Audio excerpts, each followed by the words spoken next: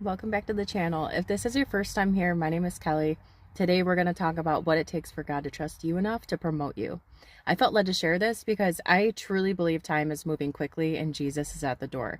And that means that we need to be in position and aligned with what God's purpose is for our lives. Some of us have felt stuck for too long. This message might help reveal areas you've overlooked, things that could be key to stepping into your next season. And as you can see, by the way, I have a grocery bag on me because mid lasagna I forgot ricotta cheese, and now that my makeup is already done and I've already been out, I'm going to post this video. Biblical promotion isn't about self-elevation. It's about God lifting you because you've proven trustworthy, and it starts with excellence, doing the best with what God has given you. Daniel is known for having a spirit of excellence in the Bible, but today I want to highlight 7 points in Joseph's journey in Genesis that led to his promotion. One is do what's right when no one's watching. Joseph's story begins in Genesis 37. He's 17 years old, tending his father's flocks with his brothers. He reports their misconduct to his father, which earns him their hatred. This moment tells us a lot about Joseph. He valued integrity even at a young age. Doing what's right when it's unpopular or unseen is the first step in earning God's trust. Number 2, guard your holiness. After being sold into slavery, Joseph ends up in Potiphar's house and later in prison. In both places, his integrity leads to trust. Potiphar and the prison warden put him in charge and paid no attention to anything under his care. Then came the test. Potiphar's wife tried to seduce him repeatedly. She was thirsty. Joseph resisted every time, and eventually he literally ran from temptation. When you guard your purity and flee from sin, God notices. Genesis 39 says, after Joseph was wrongly imprisoned, God extended steadfast love and gave him favor with the prison keeper. Holiness unlocks favor. Number 3, how you treat others matters. Joseph honored Potiphar even after being betrayed. While in prison, he served the cupbearer and baker with compassion. He noticed when they were troubled, listened to them, and interpreted their dreams. His kindness built the trust that led to opportunity. Had he not shown compassion, he might have missed the moment that led to promotion. Number 4, use your gifts where you are. Joseph didn't wait to get out of prison before using his gifts. He interpreted dreams while he was still in captivity, and he always gave God the glory. When Pharaoh later needed a dream interpreted, the cupbearer remembered Joseph.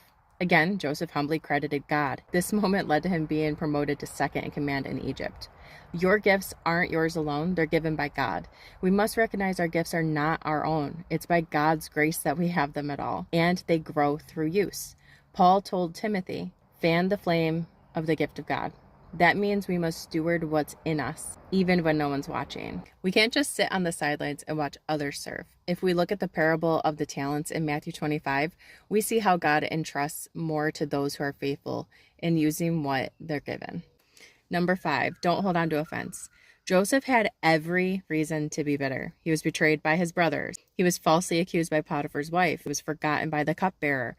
But in Genesis 45:8, he tells his brothers, it was not you who sent me here, but God. Joseph saw God's hand even in betrayal. Many people miss their promotion because they're clinging to bitterness. But God lifts those who stay tender before him. He promotes those who've been passed over, pressed down, and pushed aside if they remain faithful. Number 6, keep the vision alive. Joseph had 2 dreams early on in Genesis. I began to wonder why he was given 2 dreams. As I kept reading, I saw later when interpreting Pharaoh's dreams, Joseph explains that 2 dreams mean the matter is fixed by God. So I believe he realized his own dreams were fixed too. He never let go of that vision, even when everything looked hopeless. Whether you're in a pit or a palace, hold on to what God has spoken to you. Hold on to the dreams he's given you. And while you're hanging on to your promise, encourage others while you wait.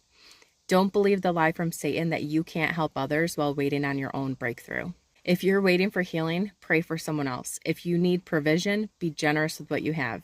Seed always comes before harvest. When Joseph helped Pharaoh, Pharaoh promoted him to be second in command in the land. Number 7, finish well. How you close a chapter matters just as much as you begin it. Right now, I'm transitioning from a full-time job as a financial advisor's assistant to being a stay-at-home mom. Some people told me to coast through the final weeks and asked me why I care so much about doing a good job and saying, what's he going to do, fire you? But I believe in finishing strong. Why? because how I end this season is a seed for the next. Colossians says, whatever you do, work heartily as unto the Lord. That's what promotion is really about. If this video gave you something to think about, I'd love for you to like, comment, subscribe. I hope this message encouraged you and challenged you to raise the bar in your own walk. And I pray that, just like Joseph, God will promote you at the right time. I'll see you in the next one.